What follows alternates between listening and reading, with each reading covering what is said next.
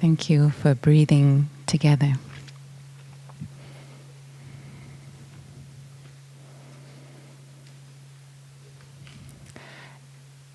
Many of us may have the question, how can we take action to address the urgent problems of our time, the ticking clock that many of us have internalized?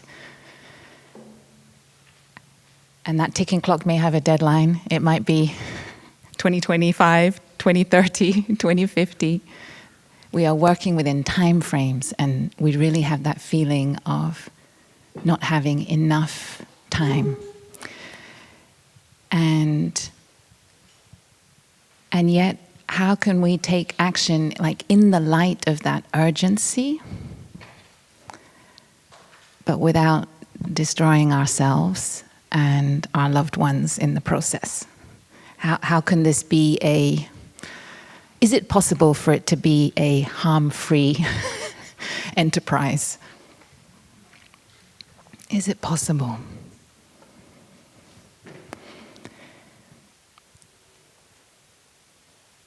And within that is this question, I guess it's kind of like the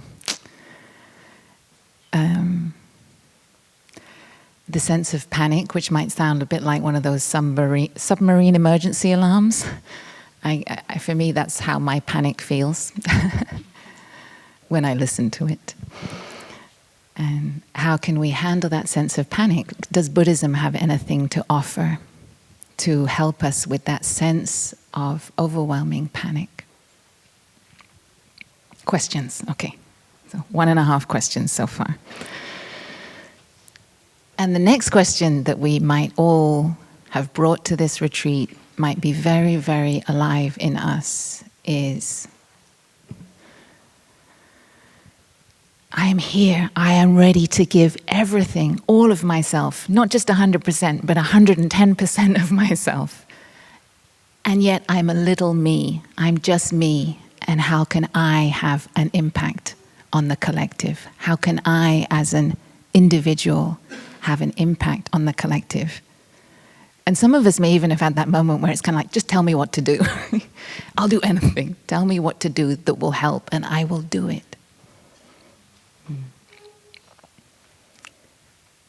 So this morning, these questions will inform somewhat what I will share with you, which will come from kind of Buddhist insights and perspectives that shine light on these things. And bear with me, I've got quite some ground to cover and 40 minutes to do it. So I will lay out a little bit of the territory of Buddhist practices and insights that can help us. And it's pointing to something to be contemplated, explored, and we always say put into practice. These are practices and trainings that can take time to ripen in us. So I will write something on the board.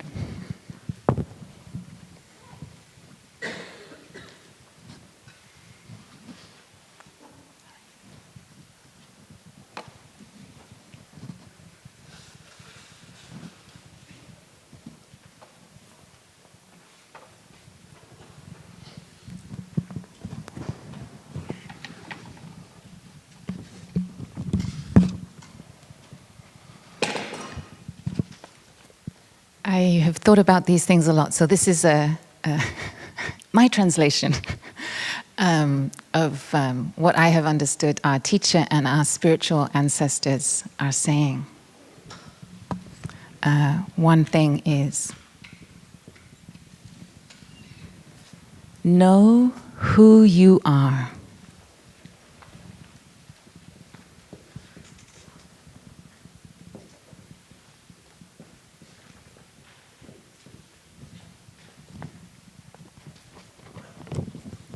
How can I, as an individual, influence the collective? We begin to investigate, who am I? Who is this me who is trying to influence the collective? I will go into these this morning. The second point is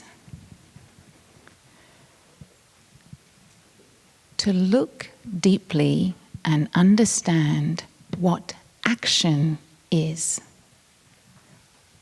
Know what action is.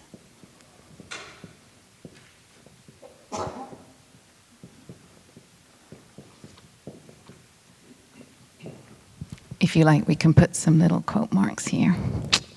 Starts to give you a clue.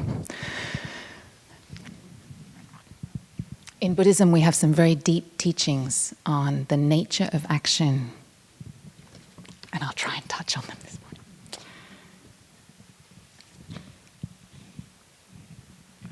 And a third one that I think is helpful for us in this moment is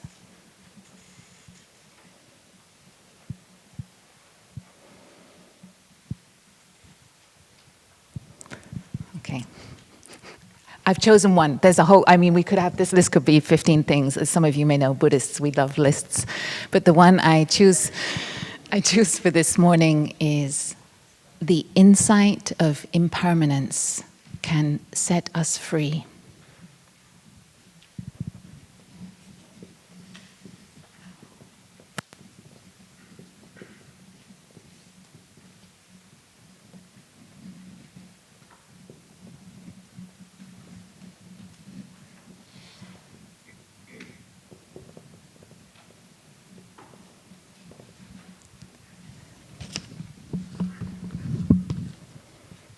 Freedom from, set us free from fear and panic.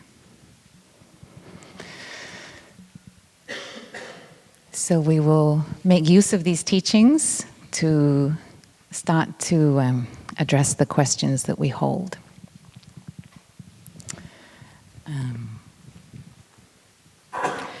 Our teacher once said that he has the conviction. He said this actually to the UK Parliament when he spoke in the House of Lords back in 2012. He said, I have the conviction that we can't change the world if we can't change our way of thinking and seeing things. We can't change the world if we can't change our way of thinking and seeing things. And so this points to a training, a practice of our mind that if we can help it see things more clearly, perhaps closer to the truth, that can help us in our action to change the world. So for Buddhism, the way we see the problem holds within it the key to the solution. We still take action. We don't just sit there and change our way of seeing and say everything will be fine. We still take action. Within the insight there is action, but the way we see things are different. And these are some ways of seeing, these 3 points. Who are we? What is right action? And have we seen the nature of reality and its quality of impermanence?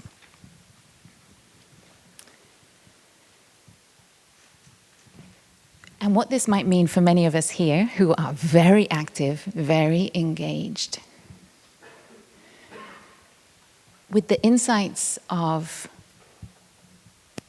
Buddhism, and one in particular that I'll be sharing about this morning, the insight of interbeing.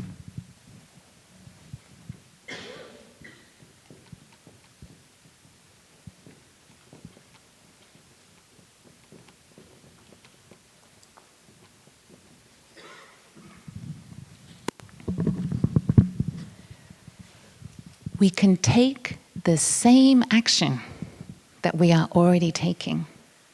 We take the same action, we do the same things, but the way we do them is different and informed by the insight of interbeing.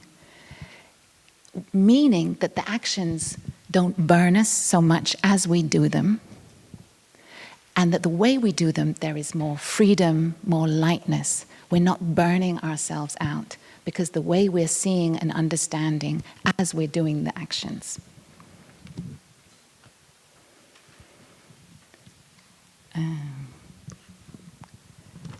I'd like to share an experience I had of feeling very lonely. And I don't know if anyone in this room has ever felt lonely.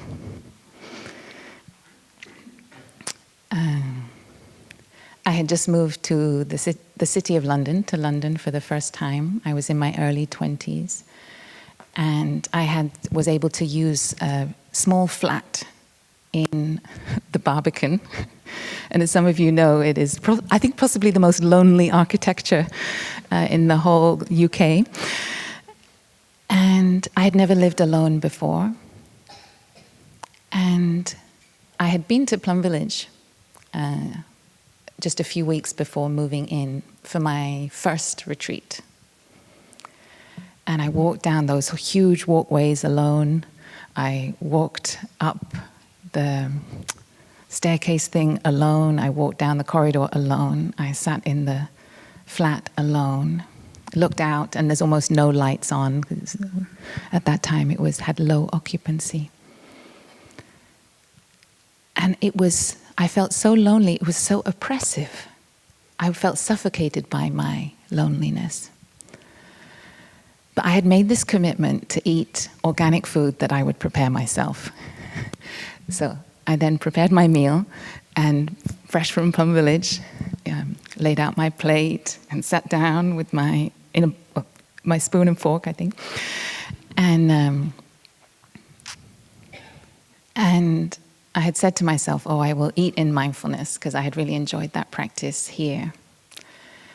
And I don't know if I exactly said the 5 contemplations, but I looked deeply into the food. And as I was breathing in front of my plate, I just felt so lonely. And I think for many of us, a feeling of loneliness comes up when we eat alone. I think it's ancestral. I think from thousands and tens of thousands, if not hundreds of thousands of years, our ancestors have been sharing food. We always want to make sure that everyone around us has enough. There were maybe practices of not eating while you're out and about and you found the food, but always bringing it home to then share equally with everyone.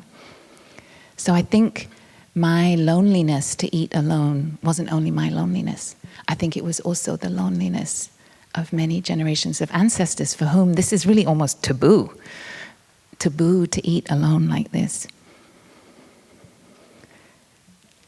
And I joined my palms, as I'd learned in Plum Village, in front of my food. And I practiced to see the earth on my plate in the food I had prepared. And I was feeling so sorry for myself and so alone. And as I began to see where the broccoli had been growing, where the earth, where the carrots had grown, I don't know whatever else was on my plate, but I went through each piece of food on my plate, and I was like, I will see the earth. I am determined to transform this dark place into a place where the earth is welcome. The Barbican's a very dark place. And what was really extraordinary is in this exercise, I realized that the earth was absolutely present with me and nourishing me with each item of food on my plate. That broccoli, that carrot, it contains the whole cosmos, literally. The sunshine, the rain, the atmosphere, the oceans, the soils, billions of years of development on this planet and evolution. If we take out any of these elements from that broccoli and that piece of carrot, in the middle of this desert of the Barbican where I was in that moment, you cannot have those things. They are truly ambassadors of the cosmos, ambassadors of the earth. And in that moment, my heart suddenly melted, and then the kind of tear I shed was not the tear of loneliness, it was suddenly the tear of wonder, because the earth is right here, right now, and what is more intimate than introducing the earth into my body? Well, honestly, when do we have a more intimate relationship with the earth than when we eat? We are inviting the earth to become a part of us. She is kind of joining us. She is supporting us, nourishing us, healing us. And I had the experience of changing my way of seeing things. I went from a feeling of loneliness to a feeling of utter love and care and being completely nourished and cared for by the whole planet because of my way of seeing things.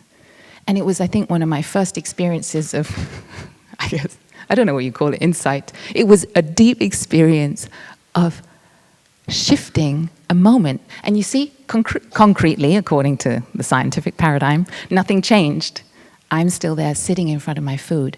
But the insight shifted my relationship to it and how I lived that moment. And it was no longer a painful, lonely moment, but a moment of deep communion. So this is an invitation also for many of us to experiment with in moments when a little sorrow may come up subconsciously. We may not be conscious of it in moments when we have to eat alone.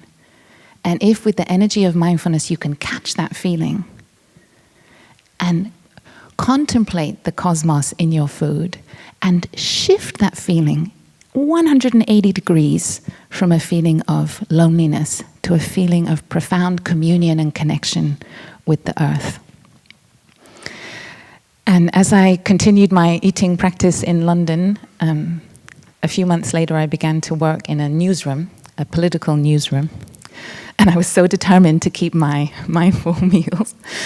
And so instead of doing what other journalists did, which was network with your contacts at lunchtime, I went to sit in the park and eat my homemade lunch. And this became, I declared it kind of my human right. Because we have lunch breaks, right? I declare my human right to sit and eat in peace and freedom and to touch the world much bigger than this newsroom. That is my right to do this. And my colleagues, they were very suspicious of me and kept on saying it was bad for my career, that I was spending my lunchtimes like this. But for me, I didn't want to lose my perspective of connection to the wider cosmos. And sometimes our work environments, the screens, the noise, the calls, our colleagues can be so overwhelming, and we get swept up into it and we think, yes, this is what life is. And we forget the vaster world and universe. And so for me, I believe that it is possible, to transform something. You may not have 45 minutes for your lunch, as I defended. If you imagine you might be, say, at the next COP, you might have, 5 minutes, 10 minutes. Hopefully you have maybe 15 minutes for a snack. Can you transform that 15 minutes into 15 minutes of freedom from the chaos? I've heard they're quite noisy, so you might need your noise-cancelling headphones. Can you sit somewhere where there's natural light?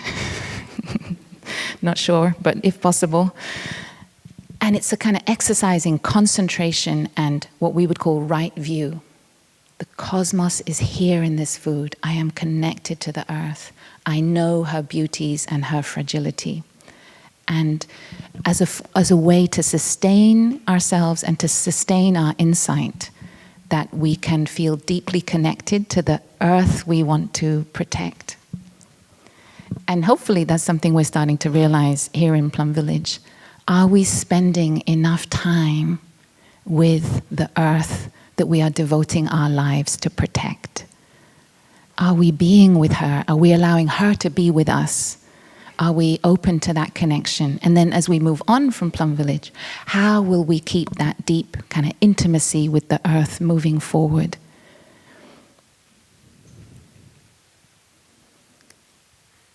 Maybe we can enjoy a sound of the bell. a good question to hold in our heart.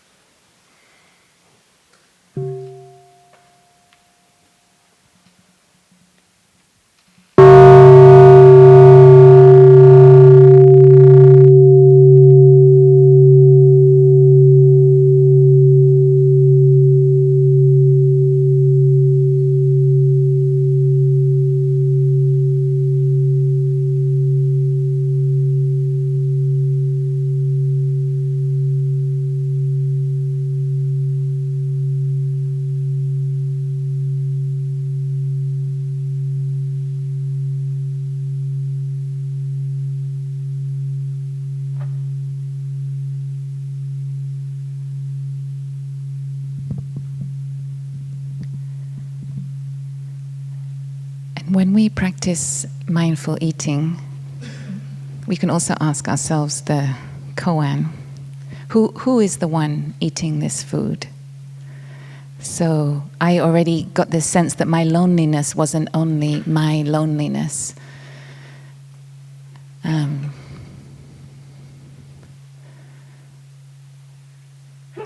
Intellectually, scientifically, we know that our body has been transmitted to us by our parents, by our grandparents, by our ancestors. But somehow in our kind of individualistic, atomized times, we're very determined to be kind of free as separate individuals. In my practice, I've realized that my parents and grandparents are much more present in me than I might otherwise think. And I think my mum is somewhere in here. Is my mum here somewhere? Okay, no, okay, good. My mum arrived yesterday and I wasn't sure if she was in the hall. I should be very careful what I say when she...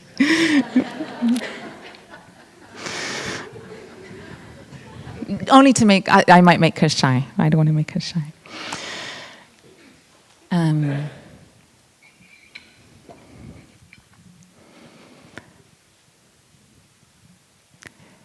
Around food, if we find ourselves like serving too much or having complexes around the food, those habits may actually have been transmitted to us by many generations.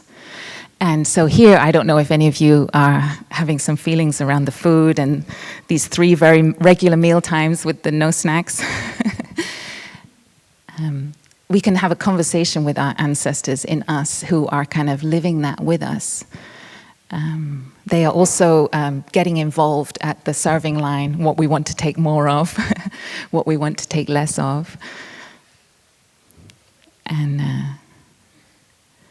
I once had an experience of my very lean and simple grandfather, very determined that kind of, he transmitted to me a real spirit of simplicity.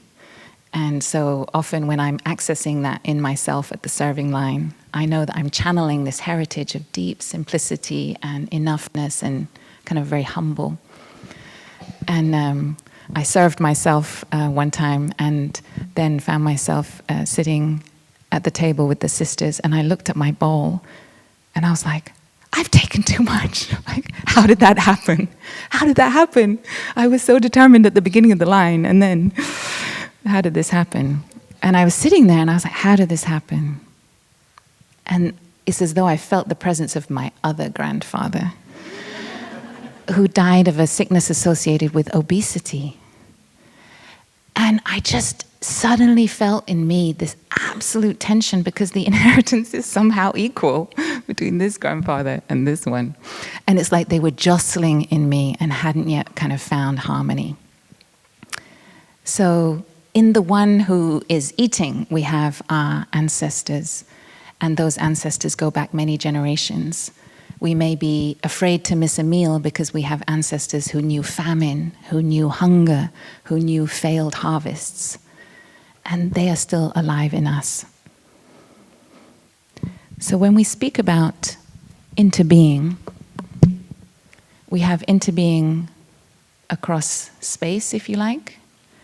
We inter are with the whole cosmos as it is in this moment, the atmosphere, the environment, the air, the waters, the food, the people around us, the consciousness around us. And we also have the insight of interbeing across time.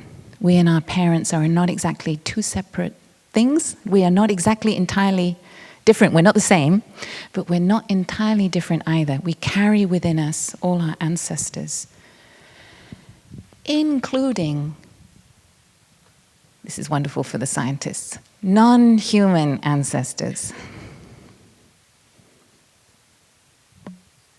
When we study evolution deeply, we're getting to know ourselves and who we are in this moment and the journey that has come to express ourselves with this body right now.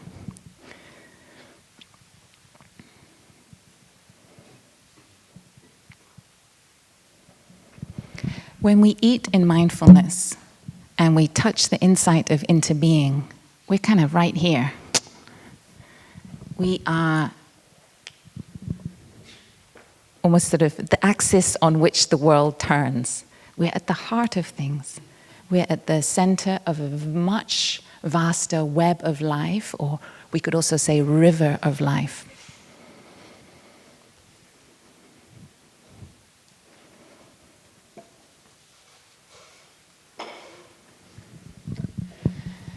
Yesterday, Sister Nghiem, Sister Hero, she shared about how our anger is made of non-anger elements and how our love is made of non-love elements.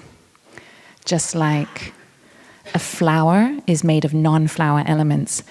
And if we take out everything that is not flower from the flower, if we take out the rain, out the sunshine, out the soil, there is no flower left.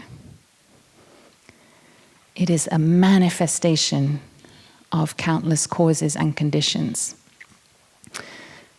For those who like a bit of Buddhist study, we call this the dialectics of the Diamond Sutra.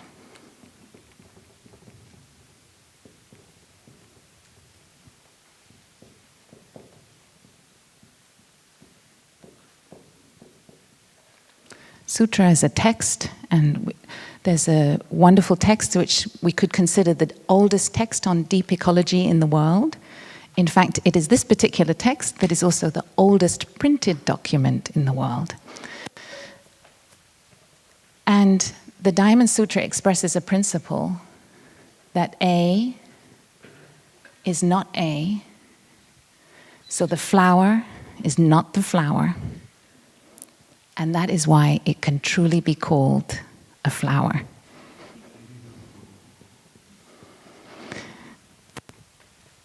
The flower is not the flower, and that is why it can truly be called the flower. Sometimes we may hear that, the mountains, first of all, we think we see a mountain, then we realize it's not a mountain, and then finally we see it as a mountain. This is something about investigating the nature of reality. And it's very important for us when we take action, because we may think that we are a small, separate self taking action. I have to meet this deadline. I have to help this campaign succeed. I have to force that terrible thing to stop. And we put a huge amount of pressure on ourselves, and we kind of create a fiction that we are a small, separate self that needs to somehow realize something. And we kind of set up that, our mind sets up that kind of logic, and then we punish ourselves with it when it seems that that campaign hasn't succeeded as we had wanted. It wasn't as effective. We weren't able to stop what we wanted to stop. And when we come to action, I will explain why things are not exactly as they may seem. So what's very important about this principle, that we are much more than we think, that the climate movement, the environmental movement at the moment can be in the state of vitality, passion, determination, and resourcefulness that we have now is the ripening across time, across many generations. This moment is as it is now because of the last century of progress and awakening and suffering and injustice. It is the ripening of something. And we are also the ripening of our parents who may have been environmental activists, of our teachers who may have inspired us. So we are ourselves much more than we think. And this is so important because when we take action, it's kind of like our turn to represent the generations that have gone before. We are not acting as an individual. It's not all on us as a separate individual. And when we act as a community, so we're touching our interbeing across space, it is also so powerful.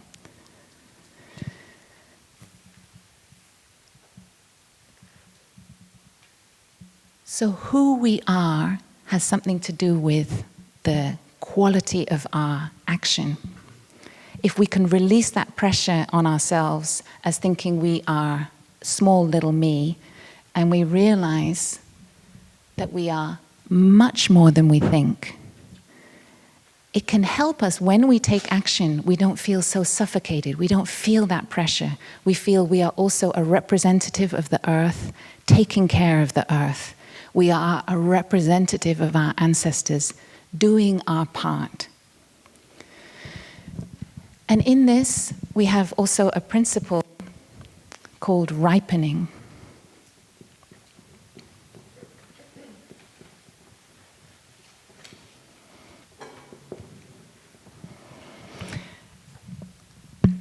Yesterday we heard that from Sister Hero about all the different seeds in our consciousness. And those seeds ripen over time. That's one of their kind of characteristics. Each seed will ripen in its own time. We can't sort of force things to ripen ahead of time. Like a gardener, we kind of create conditions. But it will ripen in its own time. And some of the ripening of our action may be after our own lifetime. The ripples, the effects of what we do in this lifetime, we may not have the privilege of seeing the results. And we may need to trust that they will happen. Just like our ancestors can't see the results now that are truly wonderful. The amount of renewable energy that there is, the deep understanding of how our planet works, her atmosphere, her oceans. This is a ripening of previous generations. And there will be a ripening of the work that we do in our generation far beyond this lifetime. Yesterday, Christiana was sharing with some of us about the monarch butterflies, and many of you may know that the monarchs have a migration route. And when the completion of the migration route, it may be one monarch butterfly only flies a part of it.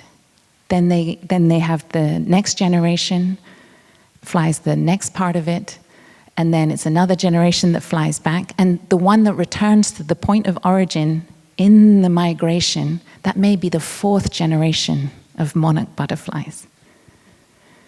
So can we say that they are separate individuals? Like know who we are, know who that monarch is. Does that monarch feel like a separate self just doing a little thing? Or is it having a sense of time and space far beyond itself, completing its migration, its cycle over many generations? And so this is a way of seeing. Can we see the multi-generational aspect of what we are contributing?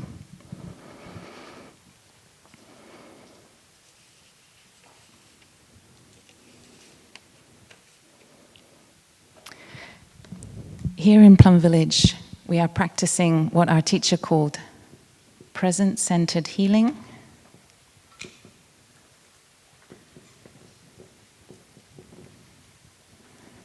And we could also call it present-centered action.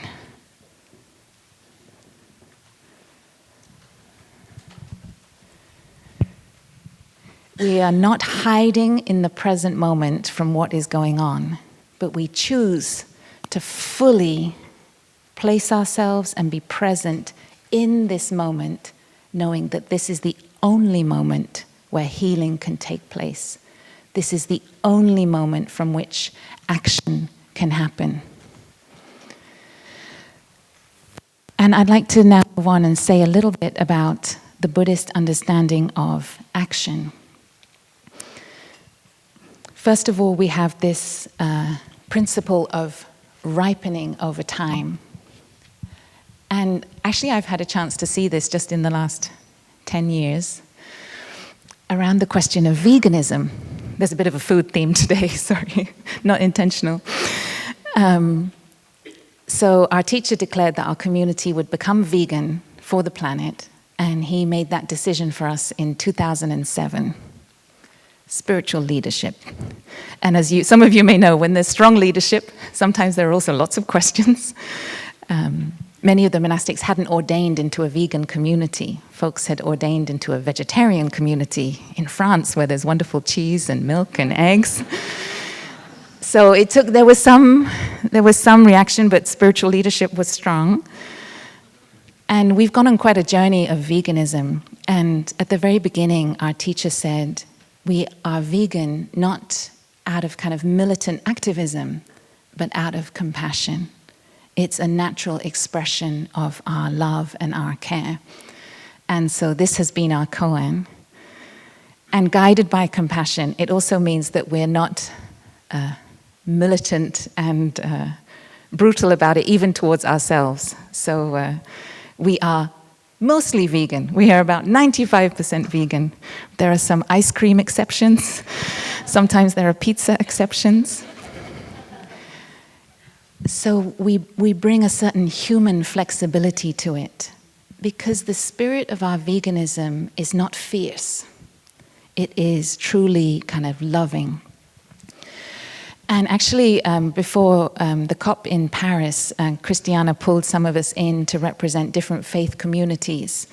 And we were corralled into, first of all, a Buddhist collective and then an interfaith collective. And I was somehow nominated and was representing some of the Buddhist community in the interfaith discussion.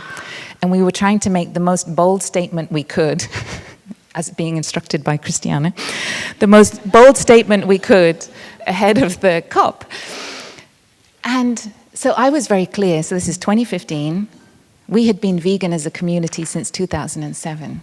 So I was very clear that we have to speak about plant-based diet and veganism, at the very least vegetarianism, in this interfaith statement. But the conditions were not ripe. For the Hindus, it was quite okay. The Muslims were quite flexible. They had quite a good sense of also the role of changing our diet. For the Western Christian tradition, the only word that was kind of agreeable was fasting, and so this is I'm walking through this with my heart. I also have Christian roots, and I was trying to explain, as you probably know in these conversations, Christians are represented by every denomination, so there were 7 of them. But one Buddhist, one Jain, one Hindu, one Muslim. And I was trying to explain that the principle of a plant-based diet and vegetarian is coming from our love and our care for the earth. And that is why, as faith communities coming from the shared love, we had loads of conversations, we know we have the shared love, could we then talk about this concrete action? But for the Christian community, the only word that would do was fasting. And then we had a lot of debate and dialogue around it, and it was because of the sense that, the earth is put there is a gift. The earth is a gift. And there's an interrelationship with animals. We have a custodial care to them, but there is also an interrelationship in terms of consuming. And the reason I'm giving this example is over many weeks I was fighting very hard for plant-based diet to be in that statement. And it was impossible. And in the end I had to give up. And I had to say, I was trying to draw a red line and say, well, won't be an interfaith statement if you don't yield. Possibly not so. Anyway, I then realized I had to be more Buddhist about it and be more flexible. So I had to be aware of my Western education in this discussion. So I wasn't successful. And I cannot tell you the sense of relief and ease I have had, like even just in the last 5 years, on the ripening of consciousness around the importance of a plant-based diet. So it did. I could hit my head against the wall for another 20 Zoom calls, and no one would have yielded. But the consciousness, the awareness was there in the collective consciousness. It ripened over time. And now our Christian friends are also very supportive of a plant-based diet. So something about ripening is about trusting and knowing when just to trust in the causes and conditions, that they will ripen in their own time. And don't keep hitting your head against that wall, because we can lose the harmony, which is so important to keep. So we give each other time to walk the journey that we need to walk.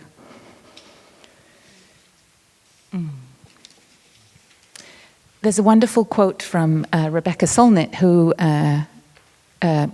she joined us on our last retreat in Canada. And she has said that we should never consider that we have failed, because we don't know all the indirect consequences of our actions.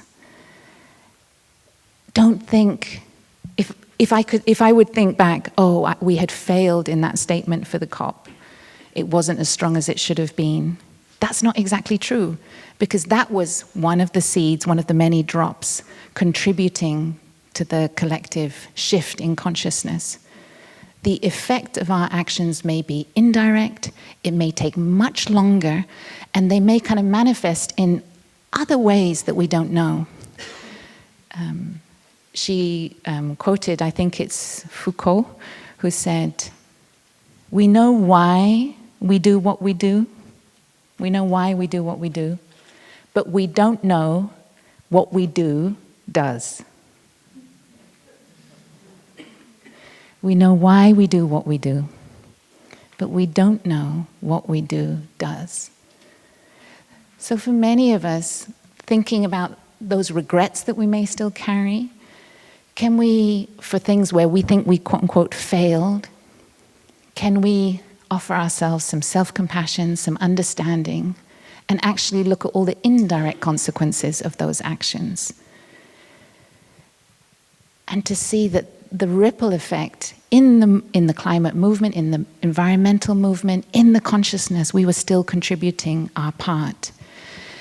And in Buddhism, something that's very important in action is that the way we take an action is as important as the action itself. The means are as important as the ends. We can't neutralize violence with violence. We can't transform the system with the same tools of the system. We need to introduce another energy. So it may be that in some of those experiences where you might feel disappointment, frustration, or failure, it may be that in those projects, those campaigns, those actions, you contributed tolerance, inclusiveness, positivity, patience, hope, generosity, care, maybe the way you cared for the team, the way you responded to moments of crisis. You were radiating so many different kinds of good energies in those actions, even if the apparent outcome that we might have set ourselves wasn't realized. So the energy with which we do something, in our Buddhist understanding, that is already, from the present moment, this present-centered action is already radiating out huge qualities of being, of presence, love, care, protection, tolerance, inclusiveness, forgiveness, patience. That may be kind of radiating out.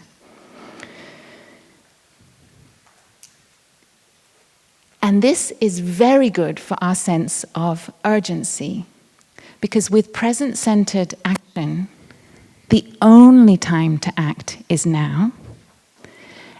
The action of this hour, this day, and the qualities of that action are already our contribution. The way we listen to others, the way we are present with others, the way we are present with the earth, we are contributing that into the situation. And no one can take it away from us. No one can say, oh, you succeeded, or you failed, or this did or didn't work. Just the way we've chosen to show up is our contribution. Christiana was telling us about the sort of deadline of 2030, and this sense that certain measurables need to have changed direction by 2030, and if not, ... That's a real turning point. According to the insights of Buddhism, so some of us may be thinking, okay, 7 years. Will I give 150% of myself over the next 7 years? If I burn and die doing it, it will have been worth it if we manage. Some of us may have thought, oh, 7 years is almost doable. I'll pick myself off the floor if I'm still alive afterwards. Sorry, a bit graphic, but...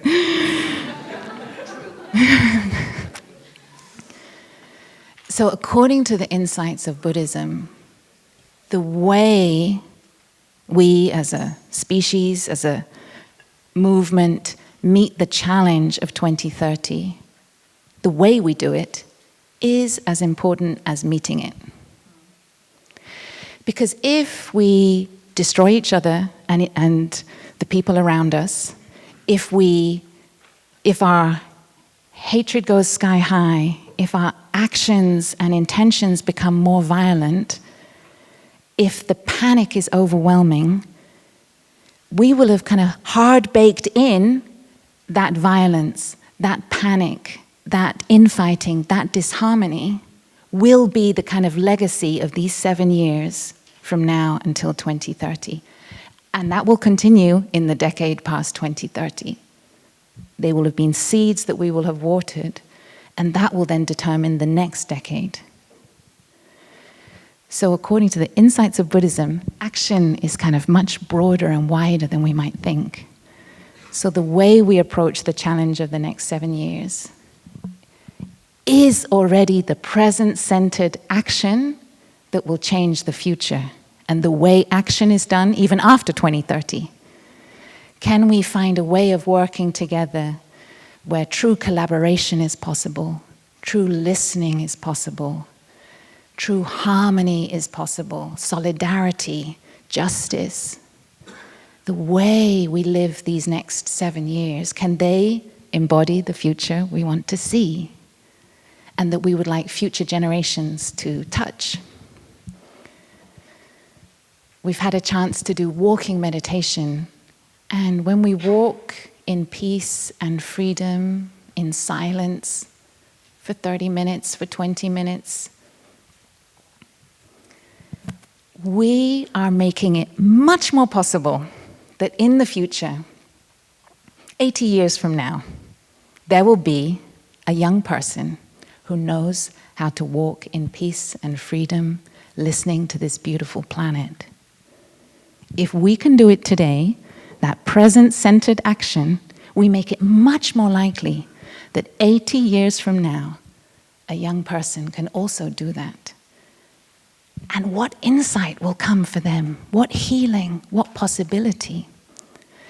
So it's very important that we think about the culture of radical change and transformation we want to transmit, and to not only think in terms of goals and actions. We have those goals, there's still the determination, we still take the action to meet them. But how we do it, that culture of societal change, will be like our deep legacy according to a Buddhist understanding of what our action is. Okay, final point. I've already gone a little bit over.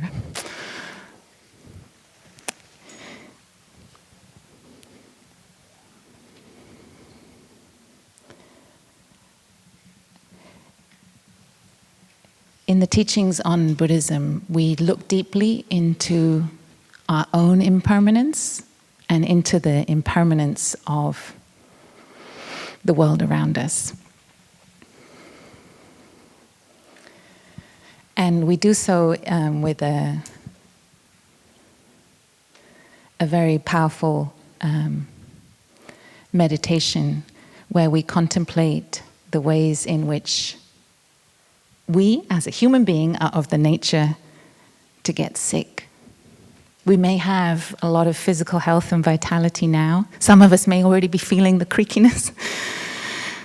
But we are of the nature, it's just a fact of life. We are of the nature to get sick. The day will come when we are sick, very sick. We're of the nature to get old. Think of the monarch butterflies, the many generations. We are of the nature to get old. We are of the nature to die. And some of us, we may be very aware of this. We want every month, every week, every day to count. I know I'm impermanent, and that's why I'm so wholehearted in my activism. For me, it was very helpful to realize, when that day or moment of dying, hopefully if I have a few seconds of awareness or more, and I look back, will I have done what I wanted to do in this lifetime? Like, what is our real task? And in an interior way, not only in terms of our exterior actions. Is there some healing we would like to do for our ancestors, for our people, for our culture, for our inner child? So we know we will die, and what is most important for us to do. And because of that, we also know that we will be separated from this experience of the world, from this experience of the natural world, from intimacy with our loved ones. And in Buddhism, we use this insight of impermanence, contemplating this fact to see, am I using my time well? Am I living deeply with the people and the planet I care about? Am I spending my hours and minutes knowing how precious it is, knowing that this is not forever? I feel we have a human right to enjoy sunsets, to enjoy the stars, to enjoy the moon. Do we sometimes deny ourselves that right because we're too busy and too tired from our work, that we end up not living deeply this really precious dance of life, this moment to be a human living on this beautiful planet? Knowing that we will be separated from all this, and that this is impermanent, this experience of having eyes to see, ears to hear, nose to smell, mouth to taste, a body to feel the breeze and the warmth. Are we living this deeply? And when we take action and we are living our moments deeply, it's as though nothing is lost.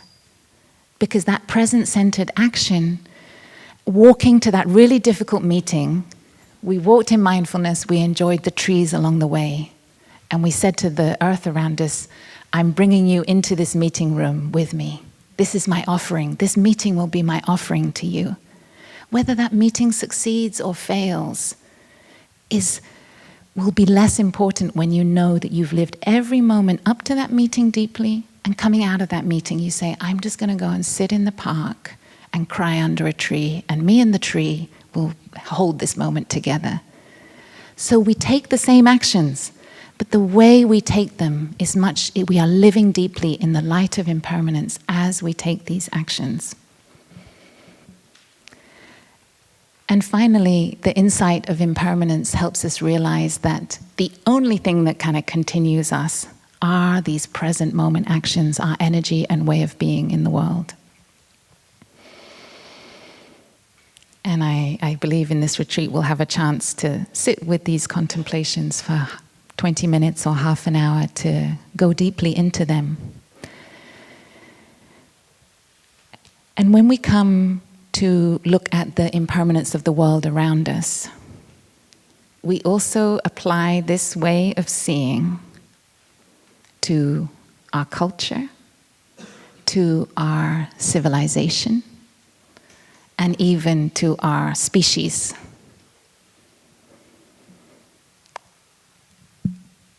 This is a particular insight that our teacher developed. In the light of the panic, fear, and anxiety that we all feel, the way out is not to cover up that panic and fear through our actions. I will do everything I can because I will burn myself in all of this action because that just absolutely cannot happen. We may set up that kind of dichotomy in our mind. I will burn myself because that can't happen. I won't let it happen. The nature of reality is that all civilizations are subject to collapse. We know that. There are other civilizations that have fallen before. And our civilization is no different. It has that same characteristic. Choose your time frame. It is of the nature to collapse, to transform, to change, to become something else. And our teacher invited us to sit with this truth, to breathe with it, to walk with it, to accept it deeply in our heart, in order to kind of face that panic head on. You sit there, you look at it directly, to know that it will happen. That is part of life. That is part of the cycles of this planet. For those of you, I mean, probably all of you know, our planet has had such incredible, radical cycles. All these phases of being snowball Earth and then not a snowball Earth. And when you think about it, our civilization in that context, we have the insight to be able to embrace the impermanence. And we sit with it long enough until we don't have fear anymore. And we know that this is part of life. Impermanence is a deep part of life. And that is the Buddhist teaching, the Buddhist concentration and meditation to face our panic. So that when we take action to protect this world, this planet, this life that we love, we still carry that insight of impermanence with us. And that helps us act with lightness. We do our best. But these forces are far vaster than us. We do our best. And when we are acting not as an individual, but as a representative of our ancestors, of the planet itself. And we do our best, and that is why we can have peace. Time's up. Brother Spirit will also develop these teachings further in the final talk, and so we sow the seeds today, and we can let them rest in our store consciousness and ripen in their own time. Thank you so much for listening.